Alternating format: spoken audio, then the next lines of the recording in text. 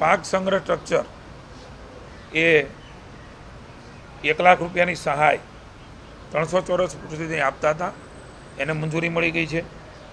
600 ચોરસ ફૂટ સુધીની એ પાક સંગ્રહ સ્ટ્રક્ચર બનાવી શકશે અને એના માટે 2 લાખ સુધીની સહાય એ ખૂબ મહત્ત્વનો નિર્ણય ખેડૂતો માટે થઈને એમનો પાક એમના ખેતરમાં જળવાઈ રહે એના માટે થઈને મંજૂરી હોય પુરવઠા પ્રમાણે 154 કરોડની રકમની 26-27માં એ વહીવટી મંજૂરી પણ મળી ગઈ છે અને હવેથી ખેડૂતો એનો લાભ લઈ શકશે. ખાસ કરીને પોતાના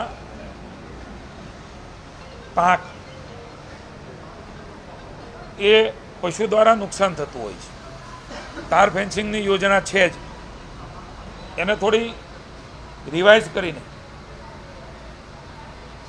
રાજ્ય સરકારે જે નિર્ણય લીધો છે તો 2 હેક્ટર ખેડૂત ભેગા થઈને આવ્યો તો આપતાની બદલે 1 હેક્ટરનો નિર્ણય એ રાજ્યની સરકારે લીધો છે.